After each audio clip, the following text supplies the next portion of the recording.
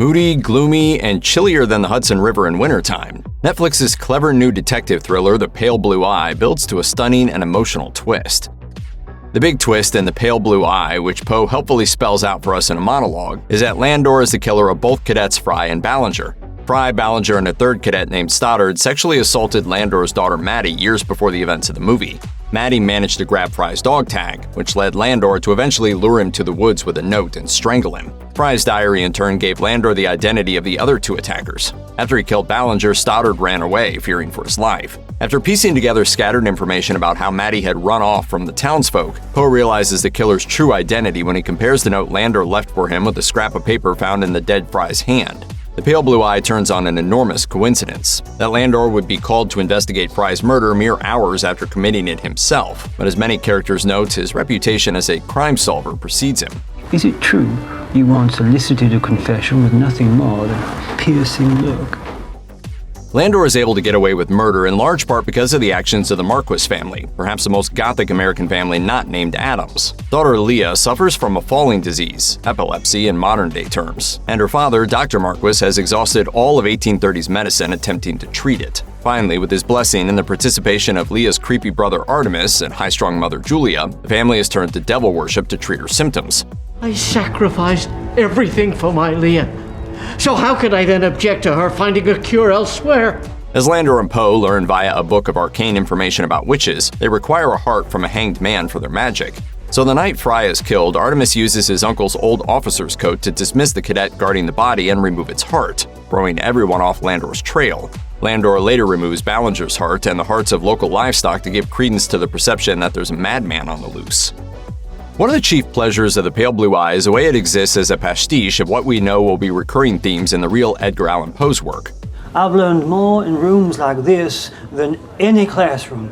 You could think of the film as sort of a prequel or superhero origin story for Poe. His brief and doomed romance with Leah inspires him to recite a poem, a fictional one by novelist Lewis Byard, that references both Lenore and The Pale Blue Eye that gives the story its title. Endless night caught her then in its slur, shrouding all but her pale blue eye. The name Lenore was often used by real-world Poe in his work, usually when a poem's narrator mentions a doomed lost love. Over the course of his life, Poe lost his birth mother, adoptive mother, and wife to premature deaths, so Leah fits right into a pattern of pale, sickly muses for Poe's macabre work. It's no wonder that it's love at first sight. The phrase pale blue eye appears in Poe's short story The Telltale Heart, in reference to the murder victim whose heart drives the narrator mad from beneath the floorboards. So ascribing it to Leah and the pale blue eye foreshadows her premature death and grisly association with excised hearts. The morning after Ballinger attacks Poe in the woods for his interest in Leah, he's found hanged and mutilated. This casts suspicion on Poe, who is understandably angry, but it's yet another red herring. As we learn, Landor killed the arrogant and aggressive cadet. But what's inexplicable is the fact that Ballinger didn't destroy Fry's diary, which implicated him in the attack on Maddie. By sending it to Fry's mother instead of just burning it, Ballinger marked himself for a brutal death. We don't get to know Ballinger particularly well, so we don't know what motivates him to send the diary to Fry's mother, along with a note that implies she may wish to burn it.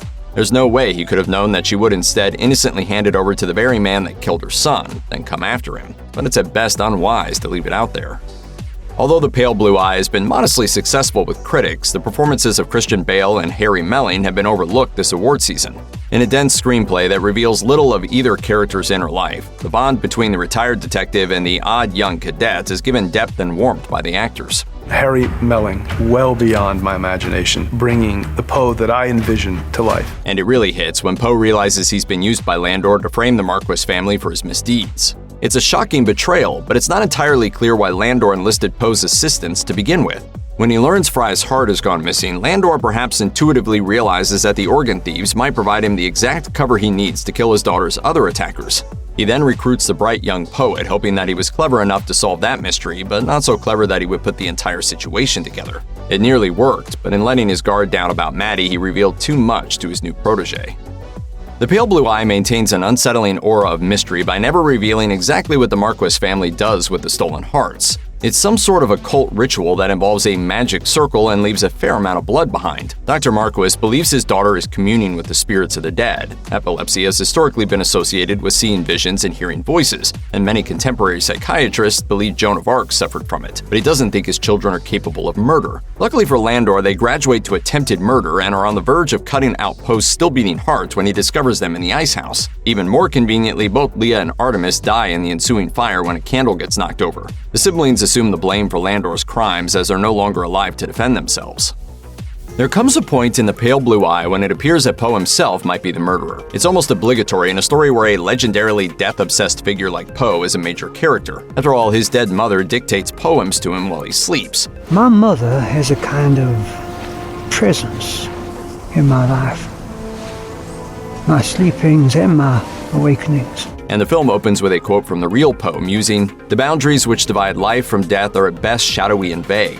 Who's to say where one ends and where the other begins?" But it's ultimately just a brief misdirect when we find out that Poe lied about having dealings with the deceased Fry in the past. Coming on the heels of Ballinger's murder after he and Poe fought, it seems like Poe might be settling personal vendettas. But Landor is skeptical, even when the West Point bosses insist on Poe's arrest, and takes Poe at his word when he sheepishly admits that Fry was just one of the plethora of fellow cadets that had bullied him for his awkward, bookish ways in the past year. If he killed every bully at West Point, the academy would be virtually empty.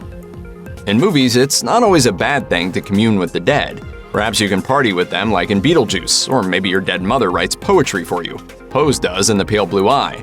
But Leah Marquis's mentor from the other side, her great-great-grandfather Henri Le Clerc, prefers blood sacrifice. In another of the story's astonishing coincidences, the very same misunderstood devil-worshipping witch hunter Le Clerc that Landor's friend Jean Pépé mentions turns out to be a direct ancestor of the Marquis family. The other witch hunter and demonologist Jean Pépé mentions, Pierre de l'Ancre, did exist and preside over mass witch trials in 17th century France, but was reviled for practicing the witches' Sabbath, the exact sort of occult ritual that inspired the Marquis family. Like the work of the real Edgar Allan Poe, The Pale Blue Eye explores the thin line between religious piety and communing with death itself, with an emphasis on the macabre. Edgar Allan Poe is probably most famous for his poetry, made iconic for a new generation of audiences thanks to the pitch-perfect interpretation of The Raven in a Treehouse of Horror installment of The Simpsons. But he's also credited with inventing the genre of detective fiction. Before Sherlock Holmes, Miss Marple, or Hercule Poirot, Poe's Inspector C. Auguste Dupin appeared in his 1841 short story The Murders in the Rue Morgue, and established all the hallmarks of the detective story before the word detective was even in regular use. This knowledge adds a fun and touching subtext to The Pale Blue Eye. At one point, while drinking together in the local tavern, Poe, clearly excited to be working with the renowned Inspector Landor, makes a bold claim. I shall write a poem someday. Something that shall send your name down through the ages. For the 20-year-old and as yet unsuccessful character, a dreamer, it's an ambitious promise. But from our perspective, it's easy to trace the name Augustus Landor to C. Auguste Dupin, and imagine it as a tribute to an old friend. The movie's Poe seemingly goes on to immortalize Landor's deductive logic in prose, not quite poetry, leaving out his murderous tendencies for good measure. After Poe's speech, piecing the whole puzzle together, followed by Landor's weary confession, Poe asks a heavy question. And so what now?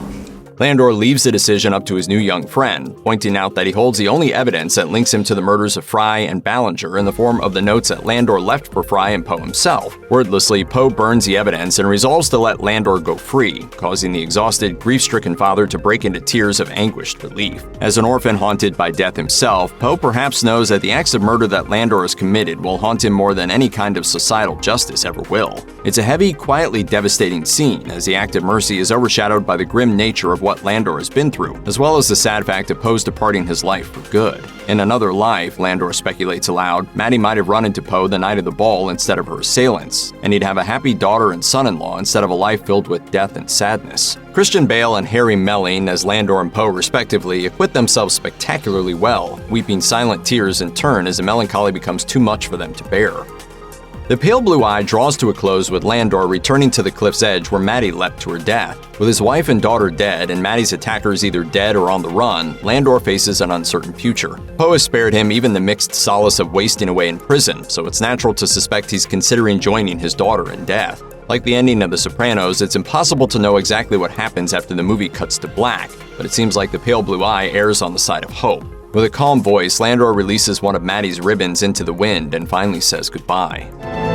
Rest, my love. The events of the movie have left with him some semblance of closure, especially the decision not to pursue Stoddard, which signals acceptance on Landor's part more than it does despair. Perhaps influenced by Poe's unique views on the thin veil between life and death, he feels no need to hurry his own demise and join his family.